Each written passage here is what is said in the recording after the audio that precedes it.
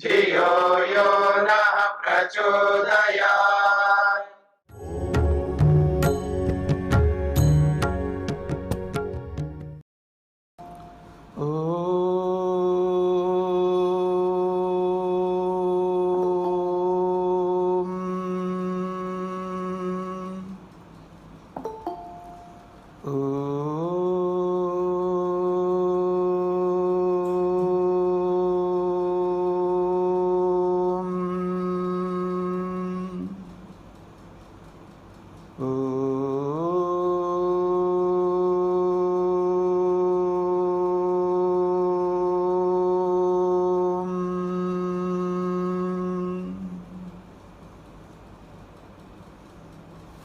हाँ जी, केनोपनिषद में तृतीय खंड को लेकर के हमने कल विचार किया है। तृतीय खंड का अंतिम जो 12वां श्लोक है, इसको पुनः एक बार आप देखेंगे। स तस्मिन् एव आकाशे स्त्रियम् आजगाम बहुशोभमानाम् उमाम् हेमवतीं तां ह उवाच किम एतद् यक्षम इति। तो स तस्मिन्नेव आकाशे, वो जो आत्मा है, इंद्र है, इंद्रियों के जो स्वामी हैं, उसी आकाश में स्त्रियम आजगामा, स्त्री को, किसी महिला को उसने देख लिया, उसके पास पहुंचा। यानी जिस यक्ष को ढूंढने के लिए निकला और गमन किया है, शीघ्रता से दौड़ लगाया है, खोज किया है और करते भी जा रहे हैं, वो सब कहाँ करेगा? आकाश में ही तो करेगा, अवकाश में ही तो करेगा। तो वो इंद्र सब जगह ढूंढते जा रहे हैं उस यक्ष को, लेकिन ढूंढते ढूंढते यक्ष तो नहीं मिले, लेकिन क्या मिले? स्त्रियम आजगामा, वो स्त्री के पास पहुंचे, यानी स्त्री प्रकट हो गई उसके सामने। और वो कैसी है? तो कहा बहुशोभमानाम स्त्रीम, जो बहुत सुंदर है, सुशोभित है, और उसका नाम उमा नाम है। और हेमवती, उसकी एक विशेषता ये है, वो बहुत सौंदर्य प्रसाधनों से युक्त है, आभूषणों से युक्त है। ताम ह उवाचा, उससे इंद्र उवाचा कहता है। क्या कहता है? किम एतद् यक्षम इति। तो कहा, क्या ये जो यक्ष है ये कौन है? किम एतद् यक्षम इति, ये जो यक्ष है ये कौन है? आप बताइए, क्योंकि और तो कोई दिख नहीं रहे। तो क्या आपने यक्ष को देखा? ये कौन है ये यक्ष?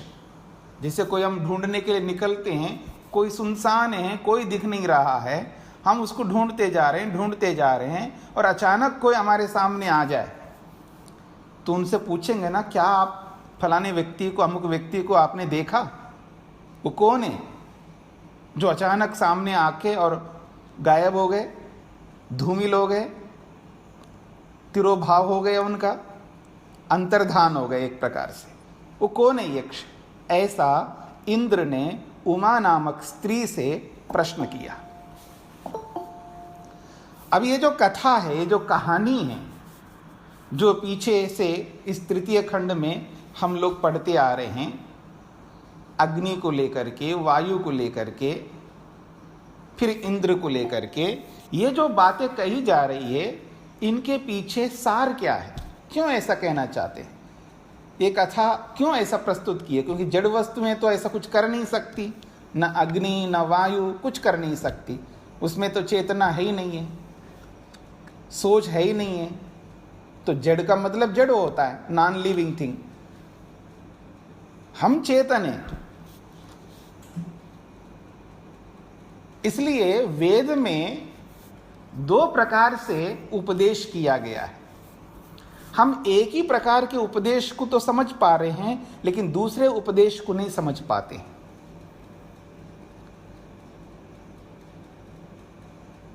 वेद जो है वो श्रव्य काव्य काव्य कहलाता है। काव्य का मतलब होता है उपदेश। काव्य का अर्थ होता है उपदेश, जिसमें ज्ञान विज्ञान भरा हुआ हो,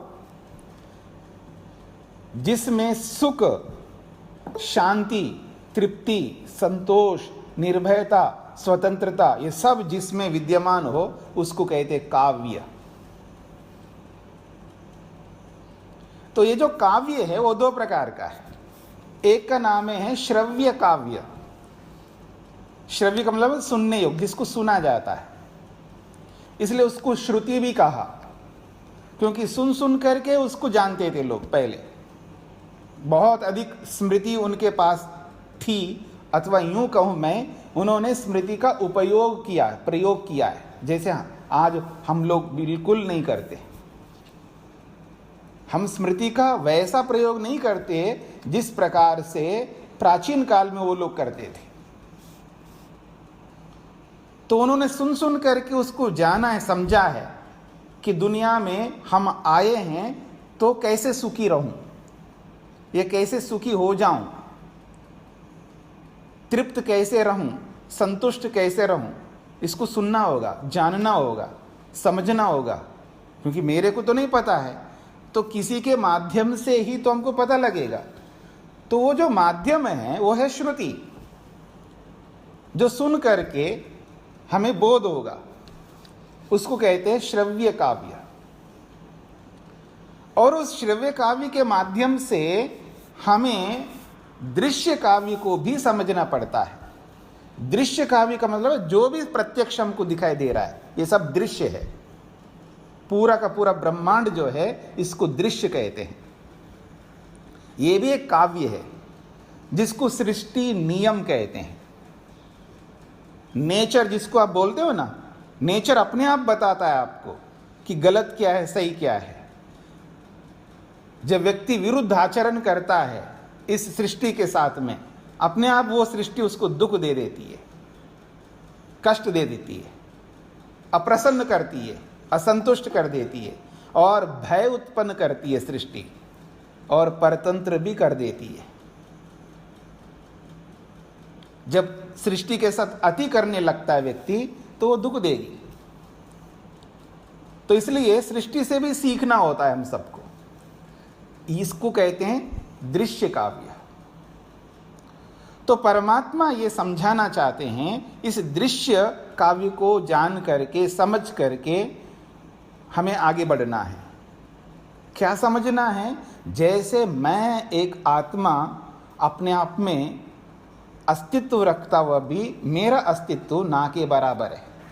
बिना शरीर के, बिना इंद्रियों के कुछ भी नहीं कर सकता। मेरा अस्तित्व है, मैं हूं, पर मैं हूं इसकी अनुभूति भी बिना किसी दूसरे के सहयोग के नहीं कर सकता। अहंकार रूपी साधन के बिना मैं अपनी अनुभूति तक नहीं कर सकता। तो ये एहसास हम सबको करना है कि आज जो कुछ भी मैं हूं, जिस रूप में भी हूं, शक्तिशाली के रूप में हूं, धनवान के रूप में हूं, या बुद्धिमान के रूप में हूं, बलवान के रूप में हूं, रूपवान के रूप में हूं, जिस रूप में भी मैं आज जिस स्थिति में हूं, इसके पीछे जो कारण है वो कौन है, ये समझना हम सबका कर्तव्य है। पर हम इस पर ध्यान वैसा नहीं देते हैं जैसे पैसे में देते हैं, मकान में देते हैं, वस्त्रों में देते हैं, खाने पीने में देते हैं, और चीज़ों में जिस प्रकार का ध्यान हम रखते हैं, वैसे जो कुछ भी मैं आज हूँ उसके पीछे कोई कारण है, उसको समझने के लिए हम वैसा ध्यान नहीं देते जो देना चाहिए। तो पीछे यही बताया था, जो जिन आंखों से मैं देख रहा हूं वो आंखें तभी देख सकती हैं जब आंखें देने वाला है। उसको पहचानो। वो आंख का भी आंख है, वो श्रोत्र का भी श्रोत्र है जो पीछे बताया था।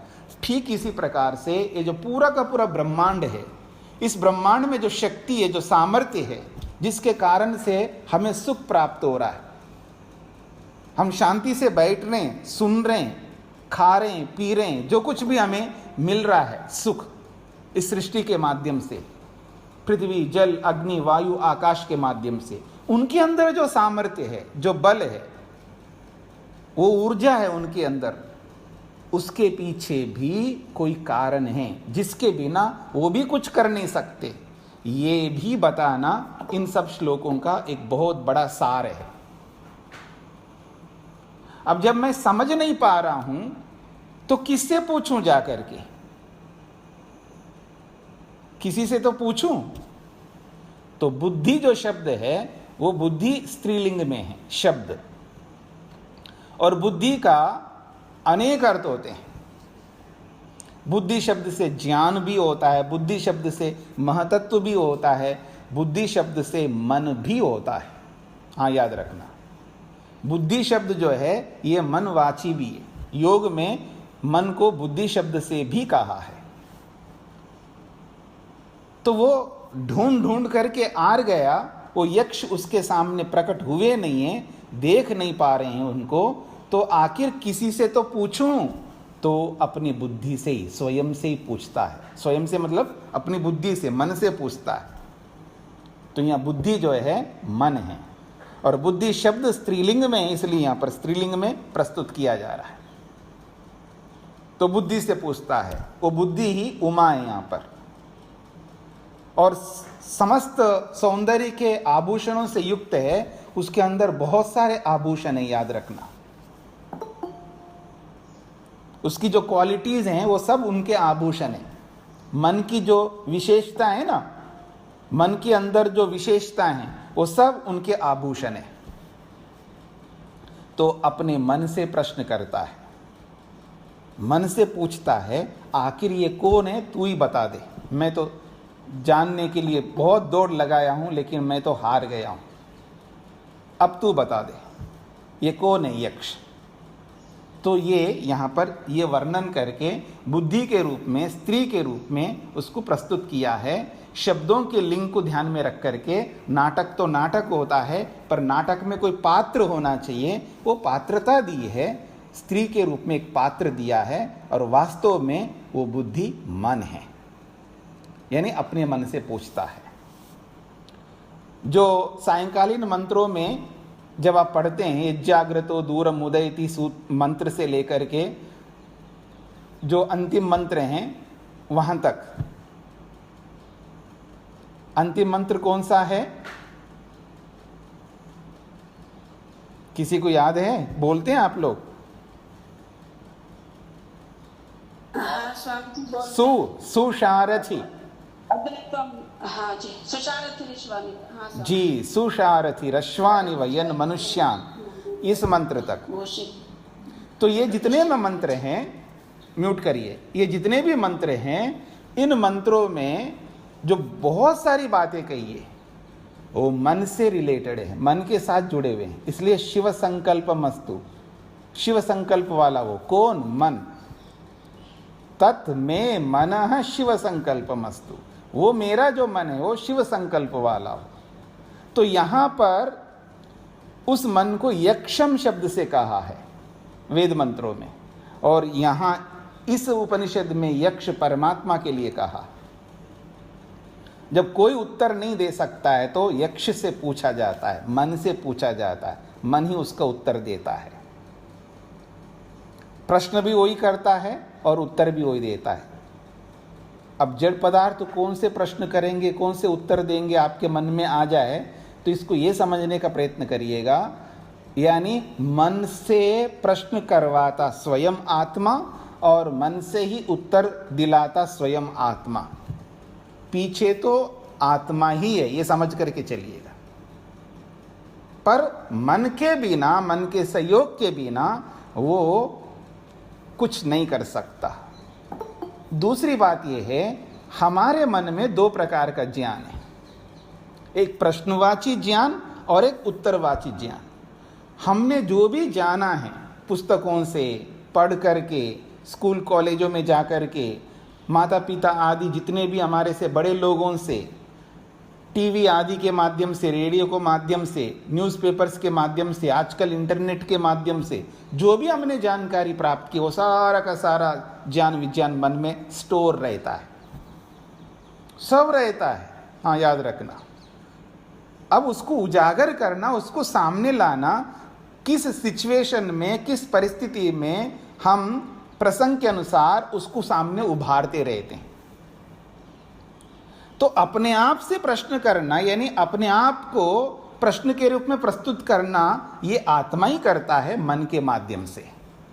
अपने अंदर जो स्टोर ज्ञान है दो प्रकार का, प्रश्नवाची ज्ञान और उत्तरवाची ज्ञान, उस प्रश्नवाची ज्ञान को उभारता है और प्रश्न कर लेता अपने आप से, और स्वयं ही उसका उत्तर निकालता है। ऐसा समझने का प्रयत्न करेंगे तो आपको शायद कुछ समझ में आ जाए। तो यहाँ पर मन से ही प्रश्न करवा रहा है अपने आप को और मन से ही उत्तर दिलवा रहा है अपने आप को। तो प्रश्न तो आपके सामने आ चुका है यहाँ पर। अब अगले खंड में हमको जाना है। अगला खंड है चतुर्थ खंड। जब प्रश्न किया बुद्धि से, उमा से, सा ब्रह्मेति होवाच ब्रह्मणो वा एतद् विजये महिध्वम इति ततो हैव विदांचकार ब्रह्मेति। इसको थोड़ा अलग करके देखिए। सा ब्रह्म इति ह उवाच ब्रह्मणः वै एतद् विजये महिध्वम इति ततः ह एव विदांचकार ब्रह्म इति। सा बुद्धि, वो जो बुद्धि है जिससे इंद्र ने प्रश्न किया, सा वो जो बुद्धि है उत्तर दे रही है। ब्रह्म इति ह उवाच, आपने जिस यक्ष के बारे में प्रश्न किया मेरे से, तो उत्तर समझ लीजिएगा वो कौन है। तो कहते हैं स ह उवाच, वह बुद्धि ह निश्चित रूप से उवाच कह रही है। ब्रह्म इति, वो यक्ष जो है वो ब्रह्म है, परमात्मा है, सृष्टि करता है। फिर कहा ब्रह्मणः वै एतद् विजये, ये जो विजय है ये ब्रह्म का विजय है। जिस अग्नि ने आपको भेजा है, जिस वायु ने आपको भेजा है, जिन देवताओं ने आपको भेजा है, उनको बता देना। हाँ, याद रखना मेरी बात को। जो वो ये समझ रहे हैं कि हमारा विजय है, हम जीते हुए हैं, हमारा सब प्रभाव है, ये जितनी भी गर्मी है ये मेरी गर्मी है, ऐसा अग्नि समझती है। वायु ये समझ रही है ये जितनी भी गति है ये मेरी गति है। ऐसे सब देवताओं के जो जो भी विशेषताएं हैं ये उनकी नहीं है, अर्थात उनके अंदर इतना ऐसा सामर्थ्य नहीं है वो कुछ कर सके। ये सब परमात्मा के सामर्थ्य के कारण से वो कुछ कर पा रहे हैं। तो इसलिए जो विजय है वो किसका है? तो कहते हैं ब्रह्मणः वै एतद् विजये। एतद्, ये जो विजय है वो ब्रह्मणः, ये ब्रह्म का ही विजय है। इस बात को समझ लेना और उनको, उन देवताओं को आप समझा देना। स ह उवाच, वो बुद्धि कह रही है। महिध्वम, और ये जो महिमा है ना, ये महिमा भी किसकी है? वो परमात्मा की, वही ब्रह्म की महिमा है। तो महिध्वम इति, और उसी की महिमा है। अग्नि में जो तांडव देख सकते आप, अग्नि के अंदर जो उग्रता देख सकते, अग्नि के अंदर जो ज्वालाएं देख सकते, अग्नि के अंदर जो भी रूप आप देख सकते हैं, ये ब्रह्मणः महिध्वम, ये ब्रह्म का ही, उन्हीं की महिमा है। वायु में, पृथ्वी में, जल में, जिस किसी भी देवता में जो कुछ भी उसकी विशेषताएं देख करके हम आश्चर्यचकित होते हैं, ये सब परमात्मा की ही महिमा है। इति, ऐसा आप समझ लो। ये इंद्र, इस बात को जान लो। ततः एव विदांचकार ब्रह्म इति। ततः, तो कहते हैं तथा का मतलब उसके बाद, जब उसने समझा दिया उससे, तथा का मतलब है उससे, हा निश्चित रूप से, एव विदांचकारा ब्रह्म इति। विदांचकारा का अर्थ होता है जान लिया, जाना, समझा। ये क्रियापद है विदांचकारा। ब्रह्म एव विदांचकारा, वो ब्रह्म ही है ऐसा उसने, इंद्र ने जाना। जब बुद्धि ने बोला है तो वो ब्रह्म ही है। एव का अर्थ होता है ही। ब्रह्म एव ह विदांचकारा, ब्रह्म ही है ऐसे निश्चित रूप से उस इंद्र ने जाना कि वास्तव में ब्रह्म का ही महत्व है, उसी की महिमा है और उसी का विजय है। और उसके विजय को, उसकी महिमा को सब देवताओं ने अपनी महिमा, अपना विजय समझ रहे हैं। और मैं भी, इंद्र स्वयं भी समझ रहा है कि मैं भी अपने आप को ये समझ रहा था, ये मैंने किया, ये सब मैंने सब कुछ किया। ऐसे जो इंद्र भी समझता, आत्मा भी समझता, उसको भी समझ में आ गया ये मेरा अपना कुछ नहीं है। इसलिए योग में एक बहुत बड़ा उपाय बताया है जिसको कहते हैं प्रणिधान, ईश्वर प्रणिधान। जो कुछ भी हमारे पास में सब समर्पित कर, तो हमारा नहीं है, ये ईश्वर का है, ईश्वर ने दिया है। सब कुछ ईश्वर ने दिया हमारे पास में। जो कुछ भी है सब ईश्वर का है, इसका मतलब मेरा है ही नहीं है, इसलिए उसको समर्पित करना होता है। रखेंगे अपने पास में पर अपना नहीं मानेंगे, ये बहुत बड़ी बात है। अपने पास रखेंगे पर इसको अपना नहीं मानेंगे। जैसे कोई आपके पास में कोई गाड़ी खड़ी करके जाए, जी हम कुछ बाहर जा रहे हैं जी 1 महीने के लिए, तो हमारी गाड़ी जो है आपके गैरेज में रखते हैं। आपका तो बहुत बड़ा है, तो एक कोने में हमारी भी रह जाएगी गाड़ी, तो आपकी गैरेज में रख देते हैं। कभी ज़रूरत पड़े तो आप भी यूज़ कर लेना, कोई बात नहीं है। तो आपके पास गाड़ी है, आवश्यकता पड़ने पर आप प्रयोग भी करते हो, लेकिन मानते किसका? अपना नहीं, अपनी गाड़ी नहीं मानते उसको। ये तो मित्र की है, पड़ोसी की है, मेरी गाड़ी नहीं है। यानी दूसरे के मानते हुए, दूसरे की वस्तु को दूसरे की मानते हुए अपने पास रख रहे हो और प्रयोग भी कर रहे हो, लेकिन अपना नहीं मानते। वो चीज़ अपनी नहीं है, यही मानते हैं। ठीक इसी प्रकार से जो भी आपने कमाया है, खून पसीना एक करके प्राप्त किया है, जो भी हमारे पास में है, उसको भी अगर ऐसा ही मान करके अगर हम चलें तो सारे दुखों से बचे रहेंगे। दुख से बचना चाहते हैं तो उसको अपना ना मानना, ये समझने वाली बात है। जब इंद्र को ये बात समझा दी गई है, तब वो कहता है तस्माद् वा एते देवा अतितराम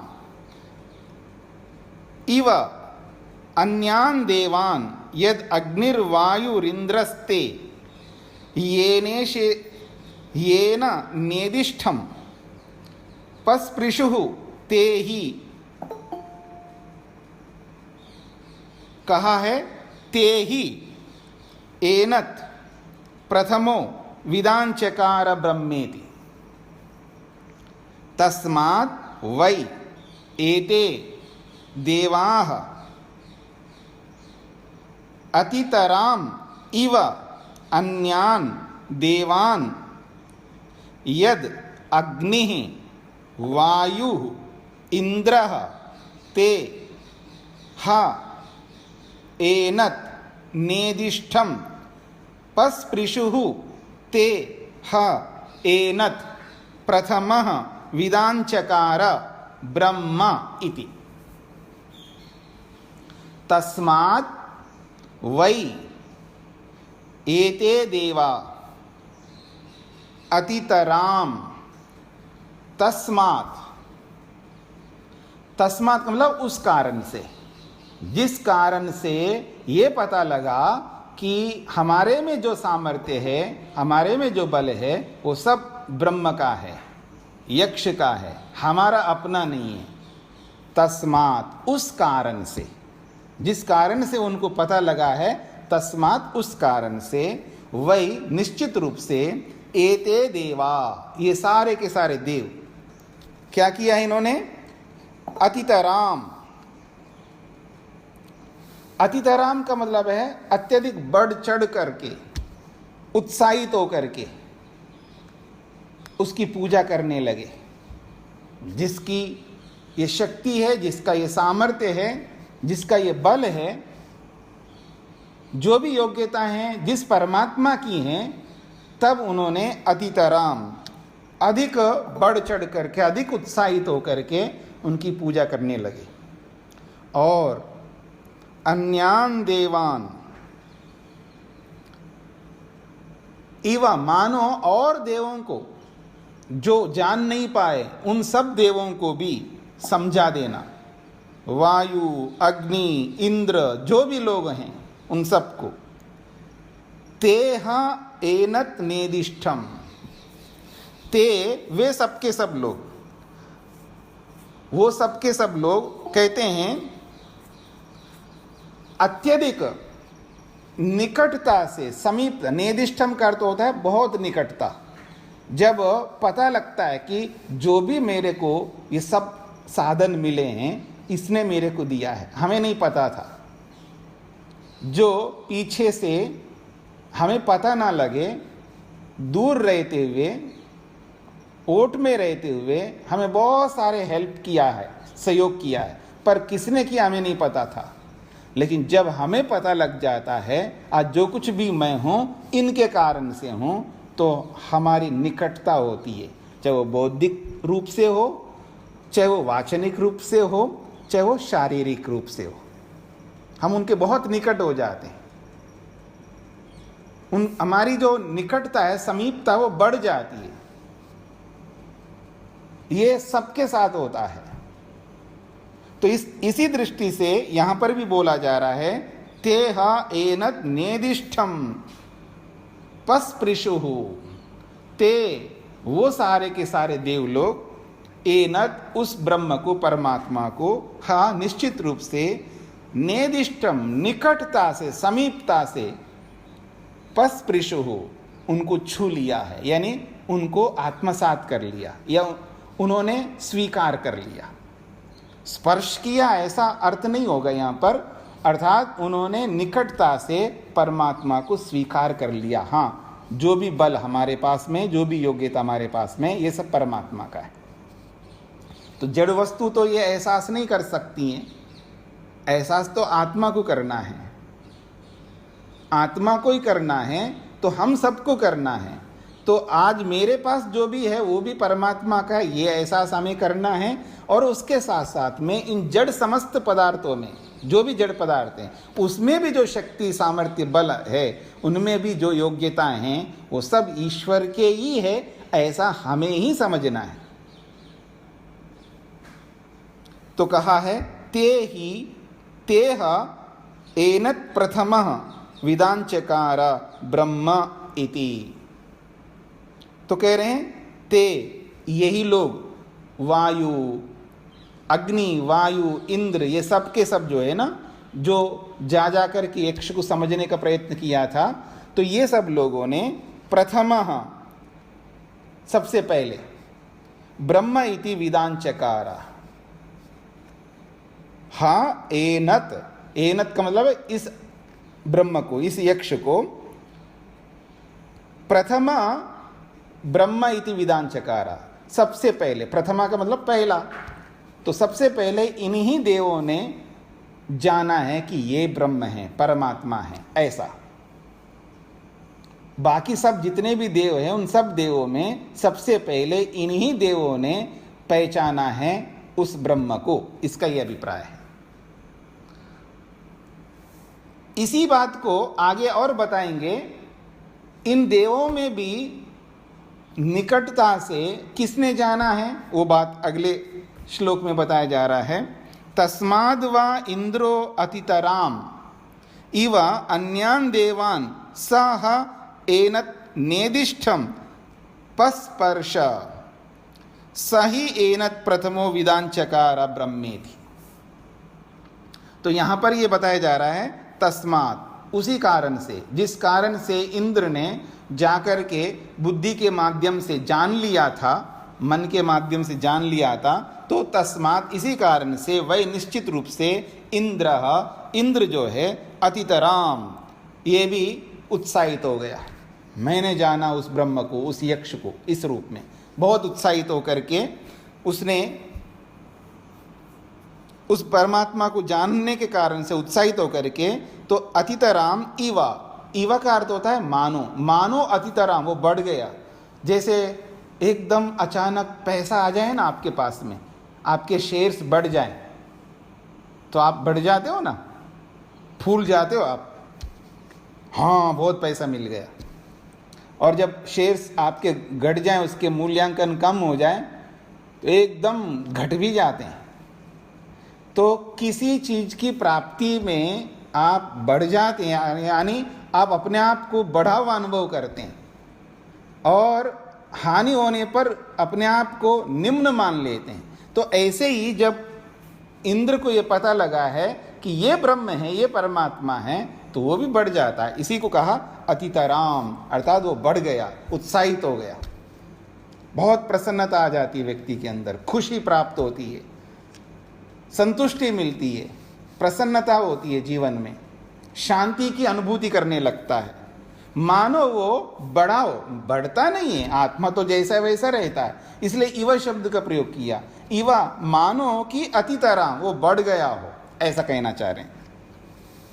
फिर कहा अन्यान् देवान् सह एनत् नेदिष्ठम पस्पर्श, अन्यान् देवान्, दूसरे देवों की अपेक्षा, यानी अग्नि वायु आदि जो जा करके देखें वो नहीं समझ पाए थे, उनकी अपेक्षा तो इंद्र सबसे अधिक निकटता को प्राप्त हुए हैं ईश्वर से, ब्रह्म से। और उस इंद्र ने इन लोगों को बताया, अग्नि वायु आदि को, इसलिए इन्होंने पहले जाना। ऐसा एक इकट्ठा समूह के रूप में बोल दिया था कि अग्नि वायु इंद्र, इन्होंने सबसे पहले ब्रह्म को जाना है। और इनमें से भी कौन सबसे पहले जाना, तो इंद्र ने जाना। ये इस तीसरे श्लोक में बोला जा रहा है, इसलिए कहा तस्माद् वा इंद्रः, उसी कारण से, जिस कारण से उसने जाना था, उसी कारण से इंद्रः इव मानो अतितराम, वो बढ़ गया है, क्योंकि ब्रह्म को जानते ही उत्साहित हो गया।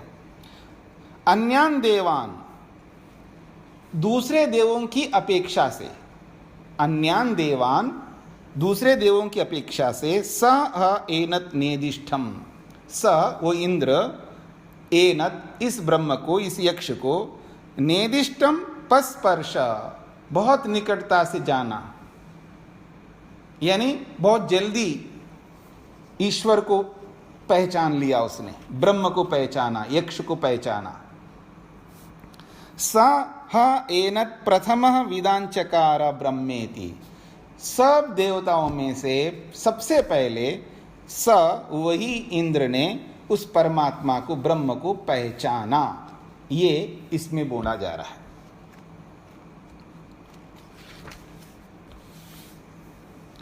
तस्य एष आदेशो एतद् यद एतद् विद्युतो व्यद्युतदा इति न्यमी मिषदा इत्यादि दैवतम। अलग अलग शब्दों को देखिए, तस्य एषः आदेशः यद एतद् विद्युतः व्यद्युतद् आ इति न्यमीमिषद, फिर आ इति अधिदैवतम। तो कह रहे हैं तस्य उस परमात्मा को, ब्रह्म को लेकर के बोला जा रहा है। तस्य उस ब्रह्म का, एषः यह जो भी अभी तक वर्णन किया गया है, ये सारा का सारा वर्णन आदेश है, यानी उपदेश है, उसी परमात्मा का ही वर्णन है। उसी का बखान करता है, जितना भी अभी तक बताया गया। तो तस्य एष आदेश, उसी ब्रह्म का यह आदेश है। एष का मतलब यह आदेश, उपदेश है। यद, जो कि, एतद विद्युतः व्यद्युतत्, जो कि विद्युतः व्यद्युतत्, जैसे मानो बिजली, विद्युत का मतलब होता है बिजली, जैसे मानो बिजली व्यद्युतत् चमक जाती है एकदम आकाश में। बरसात के ऋतु में अभी अभी बरसात अभी हमारे यहाँ से गई नहीं है, अभी यहाँ पर बरसात का ही मौसम चल रहा है। तो जैसे बरसात में बादल मंडराते हैं आकाश में और घने बादल आ जाते हैं, काले बादल आ जाते हैं और ऊपर बीच बीच में विद्युत चमकती रहती है, बिजली। तो जैसे बिजली अचानक चमक करके वापस लुप्त हो जाती है, तो उसी को यहां कहना चाह रहे हैं। यद, जो, एतद विद्युतः व्यद्युतत्, विद्युता, ये जो बिजली का व्यद्युतत् चमक है, ये जो बिजली का जो चमक है, ये चमक अचानक आकर के चली जाती है। आ इति, मानो इसी प्रकार से ईश्वर जो है, ब्रह्म जो है, यक्ष इंद्र के सामने एकदम आकर के धूमिल हो गए, जो पीछे के प्रसंग में। फिर कहा न्यमीमिषद, न्यमीमिषद का मतलब होता है धूमिल होना, छिप जाना, प्रकट होकर के छिप जाना। व्यद्युतत् का मतलब है प्रकट होना, और फिर न्यमीमिषद का अर्थ होता है छिप जाना, छुप जाना। इति अधिदैवतम, अतिदैवतम का मतलब है ये भौतिकता को ध्यान में रख करके बातें कही है, यानी जड़ पदार्थों को ध्यान में रख करके, विशेष रूप से अग्नि, वायु, जल आदि पंचमहाभूतों को ध्यान में रख करके ये बातें कही है, इसलिए कहा अधिदैवतम। ये अधिदैवत को सामने रख करके, सृष्टि को सामने रख करके, और सृष्टि में भी मुख्य रूप से जिनके साथ हमारा जुड़ाव है, पृथ्वी के साथ, जल के साथ, अग्नि के साथ, वायु के साथ, आकाश के साथ, जो सबसे ज़्यादा हमारी निकटता है, इन बातों को ध्यान में रख करके ये बातें कही है। और इन सब में परमात्मा बसे हुए हैं। मुख्य बात ये कहना चाहते हैं, इन सब पदार्थों में परमात्मा बसे हुए हैं, उनको हमें नज़रअंदाज नहीं करना है। और ये जो परमात्मा है, ये परमात्मा इन सब में विद्यमान होकर के, इन सब में जो सामर्थ्य विद्यमान है, उस सामर्थ्य को बार बार हमारे समक्ष रखते हुए हमें आकृष्ट करते हैं, हमें आकर्षित करते हैं। उनके आकर्षण को हम छोड़ करके और आकर्षण में हम लग जाते हैं। उसके सामर्थ्य को ना पहचान करके कोई अपना सामर्थ्य मानने लगे। उसी प्रकार से इन जड़ पदार्थों में तो ठीक है जी, अग्नि का स्वभाव है गर्म रहना है, ठीक है, पानी का स्वभाव है शीतल रहना, वायु का स्वभाव है ठंडा रहना, जो भी हम समझते हैं एक मोटे तौर पर, हाँ जी ठीक है, ये तो वस्तु ऐसी है, उसका स्वभाव है, ये नेचर ऐसी है। भाई नेचर ऐसा है तो इस ऐसे नेचर के पीछे जो कारण है उसको तो समझना है ना हमें, और उसको समझे बिना हम इस नेचर को माध्यम नहीं बना पाएंगे। इस बात को भी ध्यान दीजिएगा। नेचर को नेचर के रूप में केवल यूं समझ करके सामान्य तौर पर छोड़ देंगे तो उसको साधन नहीं बना पाएंगे, माध्यम नहीं बना पाएंगे। और जब माध्यम नहीं बनाएंगे तो साध्य बन जाएगा, वही प्राप्त भी बन जाएगा हमारे लिए। इसलिए बड़े बड़े लोग, बड़े बड़े विद्वान साइंटिस्ट लोग भी उसी के पीछे लग करके इतिश्री कर लेते हैं, और हम जैसे लोग उनके द्वारा बनाए हुए पदार्थ हैं उनमें लग करके हम भी इतिश्री कर लेते हैं। संभूतिम च विनाशम च यस्तद वेदो भयम सा, जो पीछे बोला गया, संभूति और असंभूति, इन दो बातों को अगर हम सामने रख करके इसको माध्यम के रूप में नहीं देखेंगे तो निश्चित बात है हम खो जाएंगे इस दुनिया में, हमारा अस्तित्व वैसे ही मिट जाएगा। इसको उजागर करके, इस संभूति को और असंभूति को समझ करके माध्यम बना करके, साधन बना करके अगर हम आगे बढ़ेंगे तो बहुत आगे बढ़ सकते हैं, ईश्वर तक पहुंच सकते हैं। ये इसका अभिप्राय है। स्वामी जी जी इसी में श्लोक का 2 बार 3 आया, इसका क्या संदर्भ प्रोवाइड हाँ जी संदर्भ में दिया है? जी, जैसे ओम में, ओम के बीच में भी 3 होता है ना, हाँ जी। जब हम ओम लिखते हैं ना, ओ के बाद में 3 संख्या फिर माँ लिखते हैं, ठीक है। तो हाँ, वो बता रहा हूँ, तो इसको समझने का प्रयत्न करना। संस्कृत में जो अक्षर होते हैं उनकी मात्राएं होती है। मात्रा का मतलब है जितने टाइम में आकार को बोलने में समय लगता है उसको मात्रा शब्द से बोलते हैं, और उससे दुगुना समय जब लगता है तो उसको भी मात्रा कहेंगे, और तिगुना समय जब लगता है तो उसको भी मात्रा है। तो 3 मात्रा होती हैं। मात्राएं हैं 3 प्रकार की, और जब मात्रा है तीनों को मात्रा तो नहीं बोल सकते, तो उसका एक नाम देना पड़ेगा।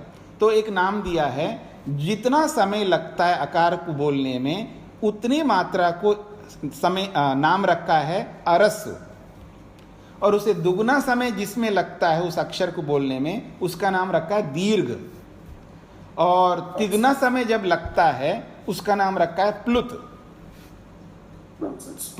तो ये जो 3 संख्या है ये प्लुत का वाचक है। प्लुत को बताने के लिए ये 3 संख्या है।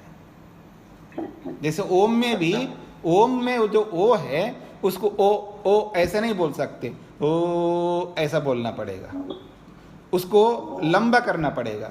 तो लंबा करेंगे तो 3 मात्रा आ जाएंगे उसकी, यानी मतलब जैसे आ तो अंतर है ना तीनों में, आ तो ई। आप लोग हिंदी में बोलते हैं ना छोटी ई, बड़ी ही। ये जो छोटी ई है इसी को हरस्सु कहते हैं, और बड़ी ई का मतलब है दीर्घ, और उससे भी बड़ी है उसको प्लुत कहते हैं। तो भाषा के अंदर 2 ही प्रयोग होता है, छोटी और बड़ी। उससे भी बड़ी का प्रयोग नहीं होता है लोक में, पर संस्कृत में होता है। जी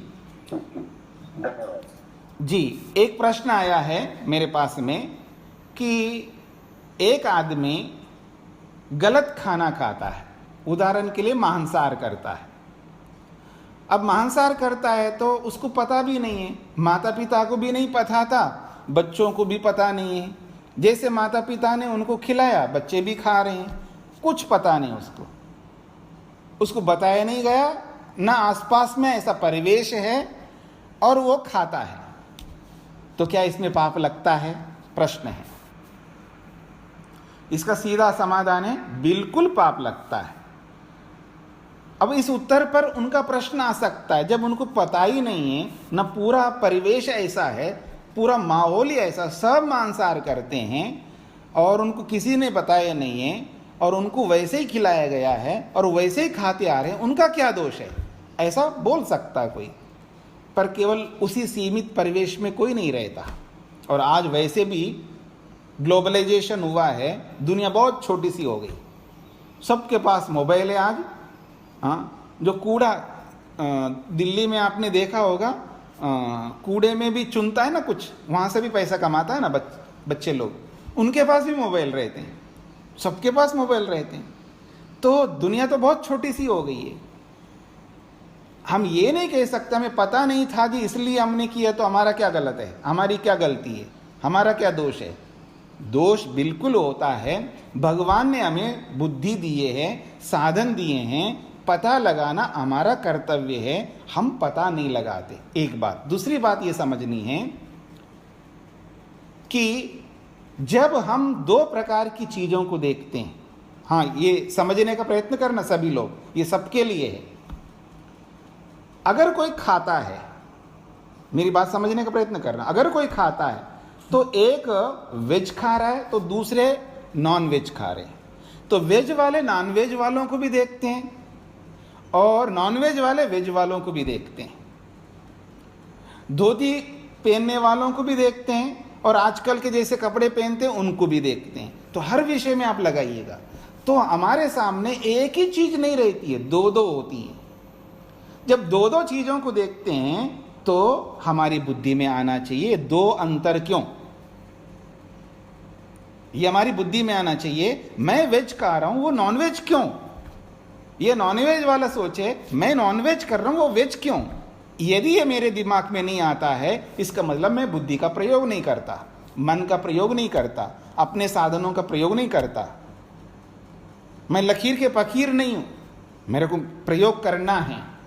तो दो दो विषय जहां भी आते हैं वहां विचार करना, विमर्श करना, उसके बारे में मंथन करना, इसके लिए भगवान ने हमें मन दिया है, अहंकार दिया है, बुद्धि दी है, इंद्रियां दी हैं, बहुत कुछ साधन दिए हैं। उनका प्रयोग ना करके हमारा क्या दोष है जी, इसमें कोई हमारी गलती है ही नहीं है, हमें सिखाया बचपन से यही है इसलिए हम यही करते आ रहे हैं, ये नहीं चल सकता।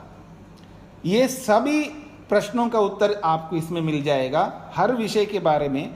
तो हाँ, जिसको पता नहीं था उसको दोष लगेगा, कम लगेगा।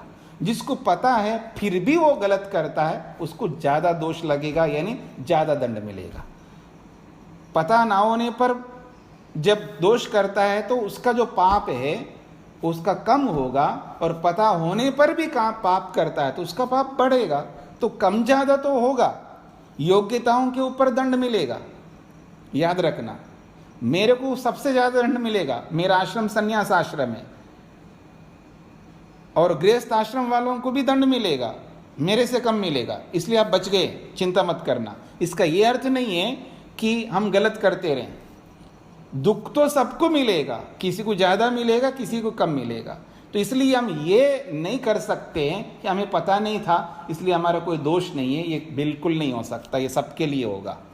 तो दो दो विषय सामने, हर व्यक्ति के सामने, हर परिवेश में, हर जगह, पूरी दुनिया में दो दो विषय सबके सामने होते हैं। किसी भी फील्ड को लेकर के वहाँ विचार करना, मंथन करना, अपनी बुद्धि का प्रयोग करना, और उचित अनुचित का, न्याय अन्याय का, पाप और पुण्य का, धर्म अधर्म का, ये विवेचना करके उचित को अपनाना, अनुचित को त्याग करना सबको होना चाहिए। ये उस प्रश्न का उत्तर है।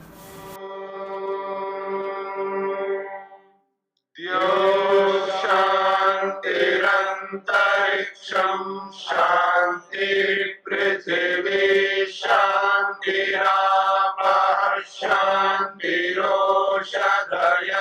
शांतिः वनस्पतयः शांतिर्विश्वे देवाः शांतिर्ब्रह्म शांति सर्वं शांति शांतिरेव शांति क्षमा शांतिरेधि।